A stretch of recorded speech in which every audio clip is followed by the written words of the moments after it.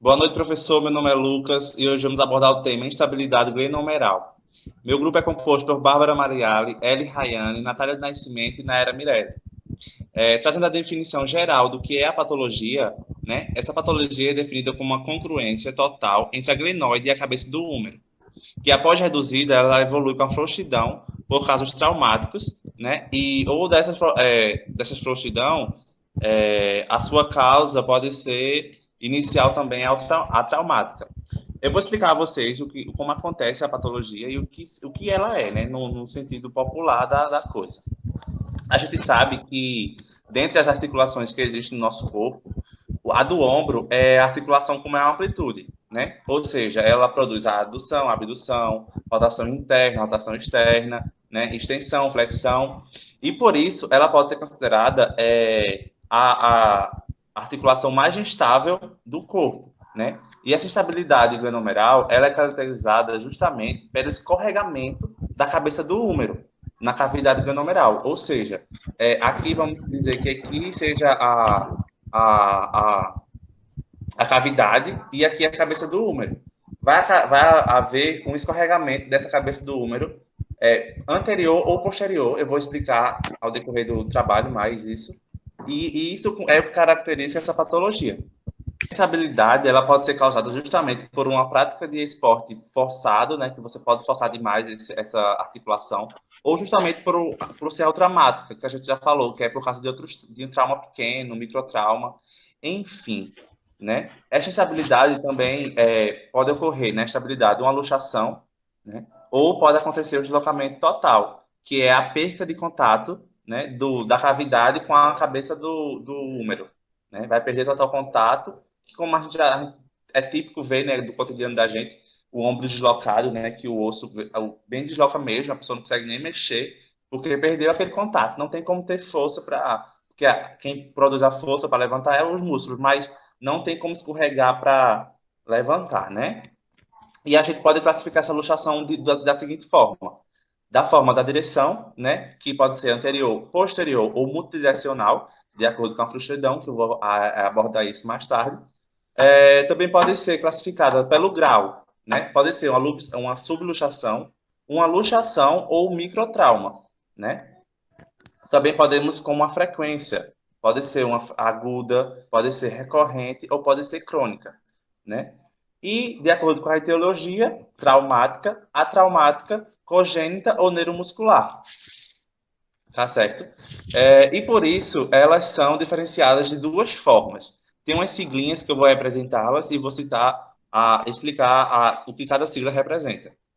A primeira que a gente pode classificar essa instabilidade é a TUBS, TUBS, T-U-B-S, né, que significa T de trauma, de traumática, U de unidirecional, ou seja, ela só vai ser unidirecional, o trauma, tá?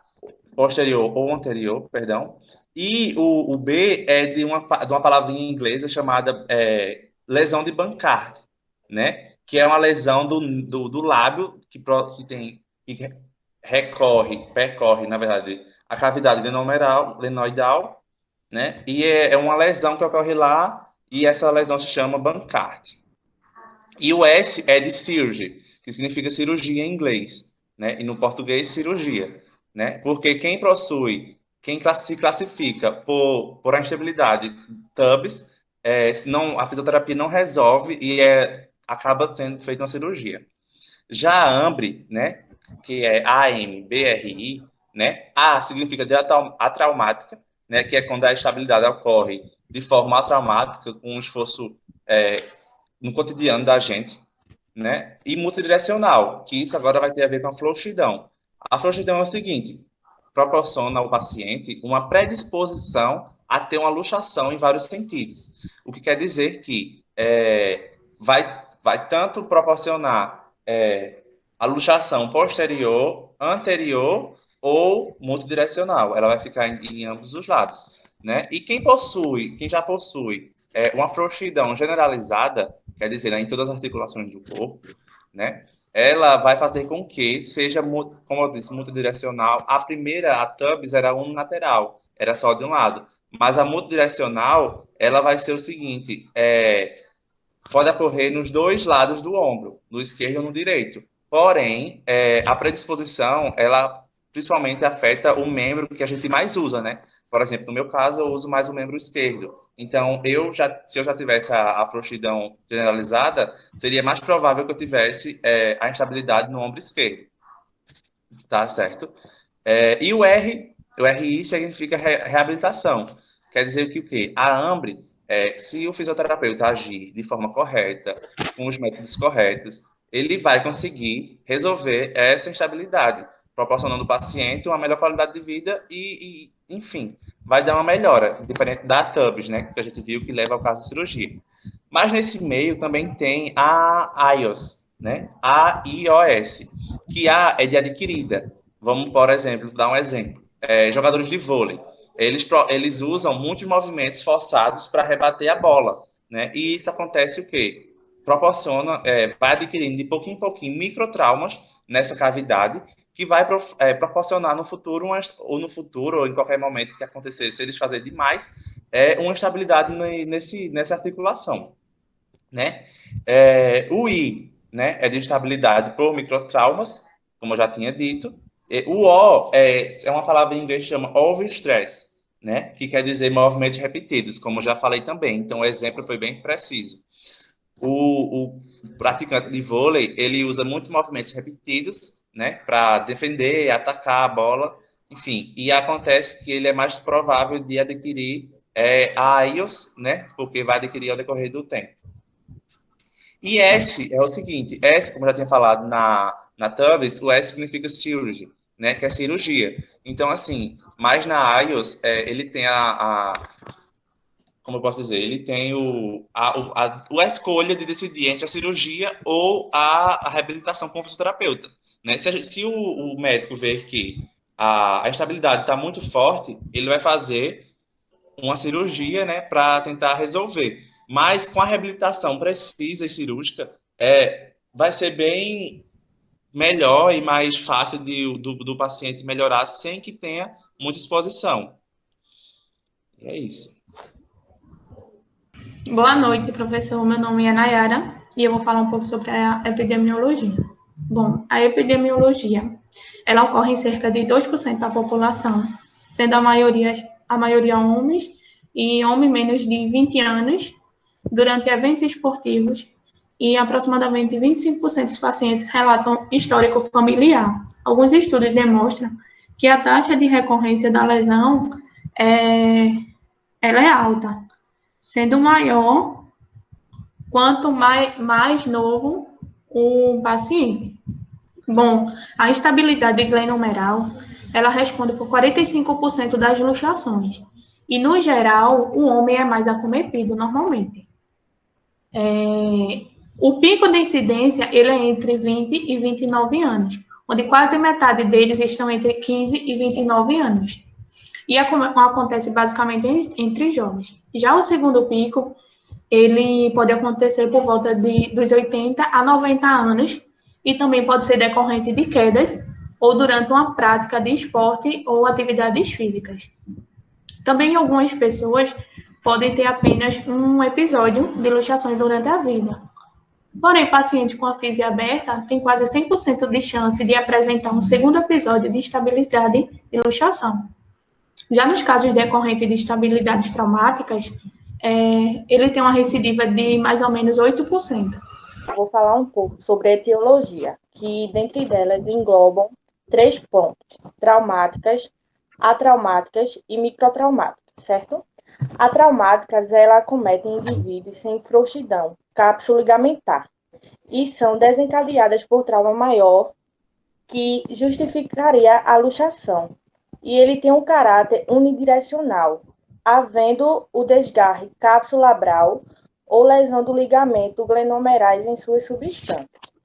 Já a instabilidade microtraumática, certo? Ela acomete indivíduos que é ocasionado por trauma repetitivo, provocando uma gradual deformação plástica na estrutura cápsulo-ligamentar, frequente em atletas, nadadores, levantadores de peso, jogadores de vôlei e dentre outros.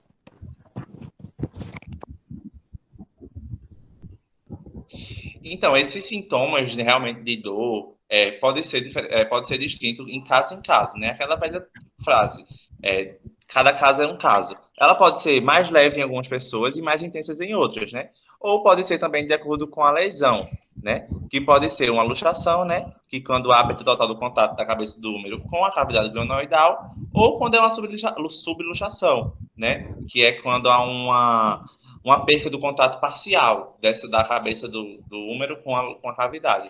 Então, assim, certamente o paciente vai ter uma dor muito intensa ao tentar movimentar, pelo menos. Então, de acordo com a lesão, com o grau da lesão, de acordo com tudo mais, as subclassificações, como eu já falei, vai descrever os sintomas, as manifestações clínicas para cada caso, tá certo? Bom, o diagnóstico ele é feito por um médico ortopedista. Primeiramente, ele vai realizar um exame clínico. Nesse exame clínico, ele vai, através de uma anamnese, ele vai saber o histórico do paciente, se ele realiza alguma modalidade esportiva, qual é essa modalidade, se a lesão ela aconteceu durante a prática desse esporte, ou se houve alguma lesão prévia na articulação desse ombro. No exame físico, ele vai fazer uma comparação do ombro que está acometido com o ombro normal, através de algumas manobras específicas, que são alguns testes de avaliação, que vai mostrar a direção da estabilidade, vai permitir reconhecer se tem deformidade naquele membro, se o paciente ele tem alguma limitação e qual o grau de limitação de movimento, e também pode identificar a presença de atrofia muscular. Aqui temos 2 testes dessas manobras. O primeiro teste é o de apreensão. Esse teste ele visa identificar instabilidades anteriores, né, onde a cápsula glenohumeral ela pode sofrer uma ruptura e vai acabar expondo a cabeça do húmero. Então, o ortopedista, quando ele fizer a avaliação, ele vai procurar evidenciar luxações anteriores.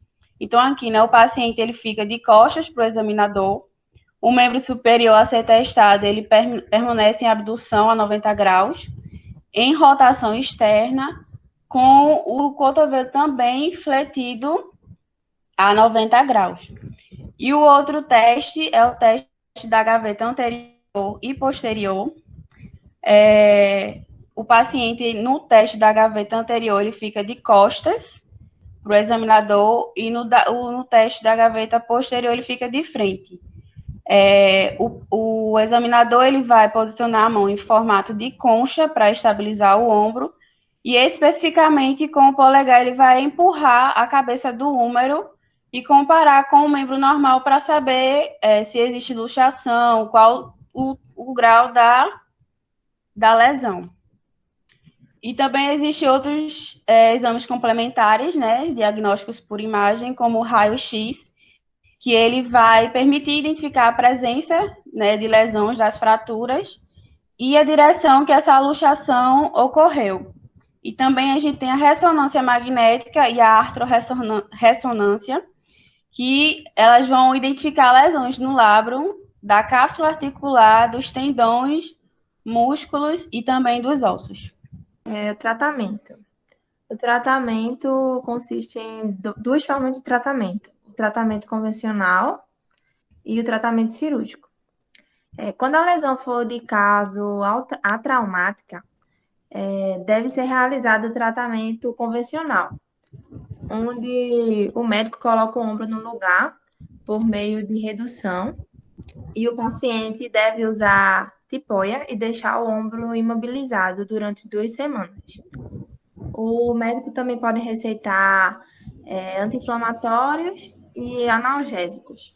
E após essas 2 semanas, é ideal que o paciente comece a fazer sessões de fisioterapia para poder criar resistência no músculo. E já o tratamento cirúrgico, ele é feito quando não há um resultado com o tratamento convencional, ou quando tem uma lesão maior do ligamento. A técnica que o médico vai usar vai muito de médico para médico, mas a que é mais usada é a astroscopia. E após a cirurgia, o paciente deve permanecer com o ombro imobilizado de 3 a 4 semanas, com a ajuda de uma tipoia. E nesse método também é ideal que faça a fisioterapia, para poder fortalecer a musculatura. E o paciente que faz a cirurgia, ele só pode voltar às atividades diárias de 3 a 4 semanas após a cirurgia. E para fazer atividades físicas só depois de 4 meses.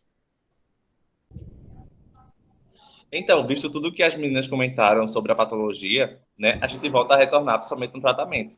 Esse tratamento que a Ellie Ryan falou sobre o cirúrgico e o tradicional, né, a gente vê mesmo, como eu falei, das siglas que a gente classifica elas, né? A TUBS, que é a que é direcionada à cirurgia, né, que quando ocorre a cirurgia, e a AMBRE, né, que é quando é o tratamento convencional com o fisioterapeuta, né? Então, ela explicou muito bem, foi bem clara referente à explicação dela, né? E também tem o IOS, né? Que é, como falei, que pode opcionar pela cirúrgica ou pelo tratamento convencional. E Natália pontuou muito bem sobre o diagnóstico quando falou sobre frouxidão, né? Sobre a lesão que ocorre na cápsula, né? No lábio da cápsula da glenoide. Então, aqui estão as referências, né? De biográficas de onde a gente tirou todo o assunto, a revisão literária foi feita a partir daí. Caso tenha algum questionamento, alguma dúvida referente às definições até o tratamento, você pode retornar com perguntas que a gente vai tentar responder da melhor forma para você. Tá? Esse foi o trabalho. A gente espera que tenha gostado. E é isso. Tenha uma boa noite.